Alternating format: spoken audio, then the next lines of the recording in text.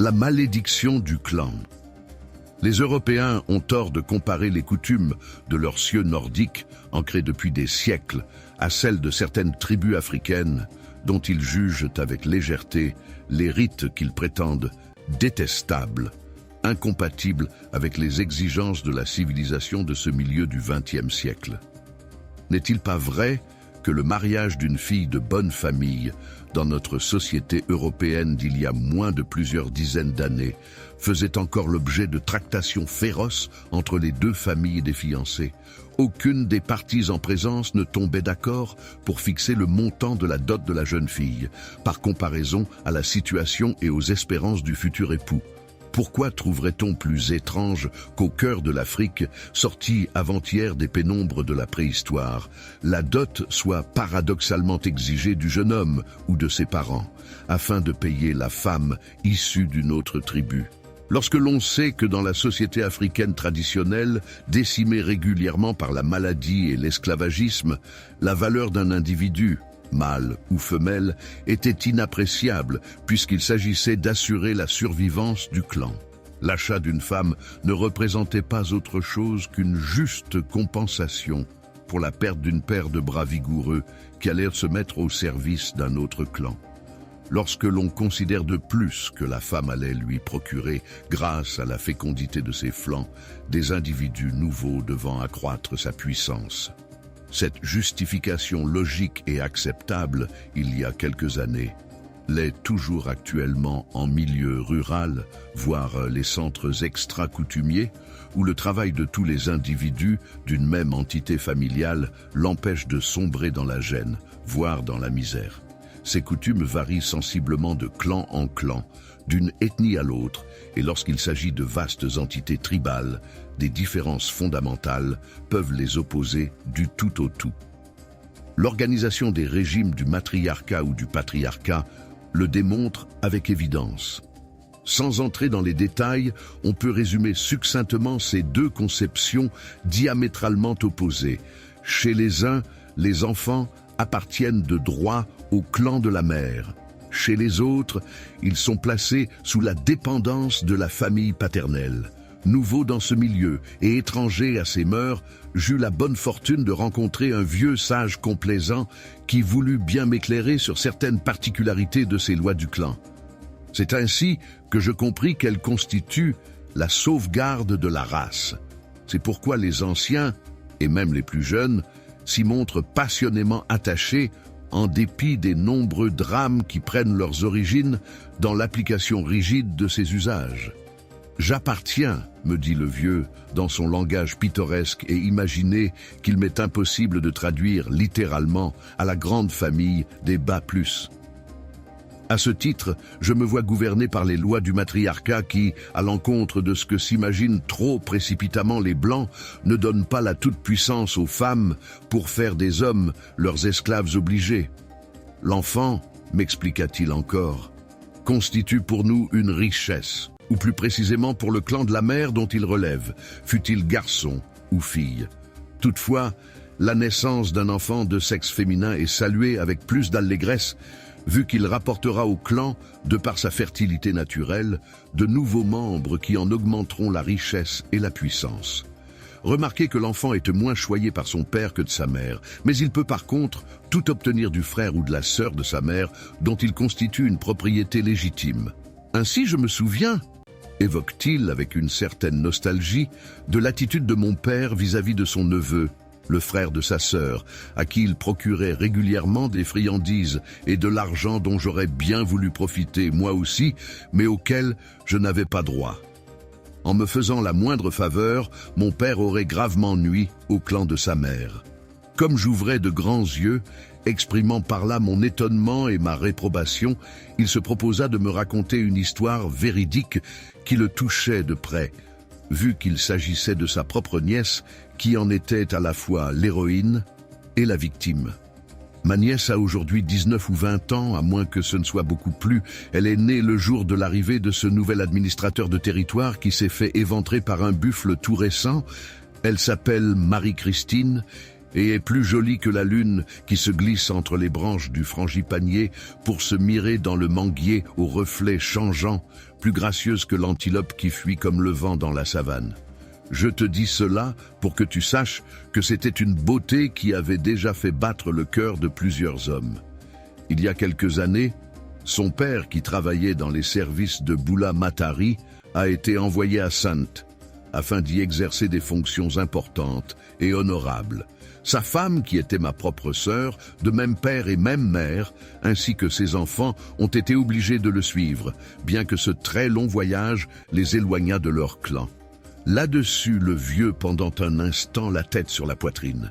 Et quand il la releva, je vis que ses yeux étaient pleins de larmes, qu'il essuya furtivement d'un revers de main.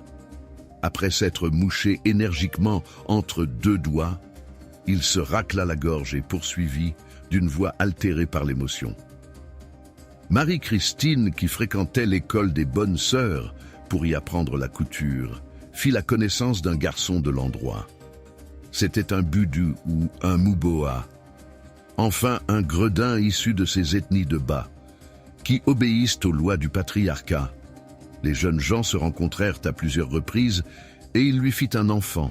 Ce fut une vigoureuse petite fille qui était tout le portrait de ma défunte épouse. L'affaire fut portée devant le tribunal des notables de l'endroit qui se récusèrent pour incompétence, préférant que ce fût le commandant blanc qui trancha la palabre. Ce blanc était un sage qui connaissait beaucoup de nos coutumes pour avoir longtemps vécu sous nos cieux. Il comprit immédiatement que le garçon et la fille n'appartenaient pas au même régime du clan et que le problème présentait des aspects d'une extraordinaire complexité. Le vieux se mit à rire avec complaisance, semblant revoir cette scène à laquelle il n'avait probablement pas assisté, de l'administrateur territorial jonglant et se jouant avec aisance de toutes ces lois bantouses. Ma sœur fut appelée devant lui, de même que l'oncle paternel du garçon, et il leur demanda ce qu'ils pensèrent de l'affaire. Le responsable du garçon répondit que son neveu aimait beaucoup la fille et qu'il souhaitait l'épouser. Il se déclarait prêt, pour sa part, à verser le montant de la dot que fixerait la famille de la jeune mère. Lorsque ce fut le tour de ma sœur de parler, c'était une maîtresse femme qui ne craignait ni Dieu ni diable quand il s'agissait de défendre nos intérêts. Elle déclara tout net au commandant que sa fille appartenait à la famille et qu'elle ne pouvait prendre l'initiative de la vendre à un étranger, ce qui ne pouvait qu'appauvrir son propre clan. En conséquence, elle se dit absolument hostile à un quelconque arrangement avec cette maudite famille de bas. Ils pouvaient garder leur fils et leur dot. Elle conserverait sa fille et l'enfant. Il fut impossible de la faire revenir sur sa décision. Cette intransigeance de la femme créa de graves difficultés au mari, qui se vit mettre en quarantaine par ses collègues de service. Quant aux voisins et aux membres de la famille du jeune homme, ils menacèrent de lui jeter un sort s'il ne réussissait à convaincre son épouse, afin d'autoriser cette union. Mon beau-frère était heureusement un bon muplace, respectueux des règles du clan. Il ne se laissa pas intimider et retourna voir le commandant pour solliciter une mutation. Quelque temps après, il rentrait chez nous avec sa famille. Il fut hautement loué, ainsi que ma sœur, de son attitude énergique. L'affaire n'en était pas réglée pour autant.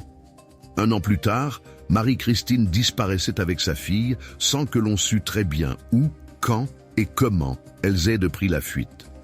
On devait apprendre un peu plus tard que le garçon avait accompli ce très long voyage pour venir retrouver notre nièce. Ils devaient nous donner assez rapidement de leurs nouvelles, revenant une nouvelle fois à la charge pour le paiement de la dot. L'homme se proposait même de verser une somme exorbitante qui en aurait fait hésiter plus d'un. Mais le clan resta sur ses positions et repoussa catégoriquement cette offre, pour alléchante qu'elle fût. Nous avons porté plainte auprès de Bula Matari, qui entreprit des recherches en vue de retrouver notre fille. Ce fut peine perdue. Les complices se cachèrent trop bien. Pourtant, régulièrement, le garçon ou ses émissaires renouvelèrent la proposition de régler la dot de Marie-Christine. Nous avons toujours refusé. Et que sont-ils devenus aujourd'hui, lui demandai-je avec avidité. Ils sont toujours ensemble, répondit le vieil homme. Ils doivent avoir 3 ou 4 enfants, si je ne me trompe. Et quelle est votre attitude aujourd'hui? Elle n'a pas changé. Nous considérons comme autrefois que ces enfants et leur mère sont la richesse du clan. Nous avons cependant consenti à ne plus les poursuivre et les laisser vivre en paix.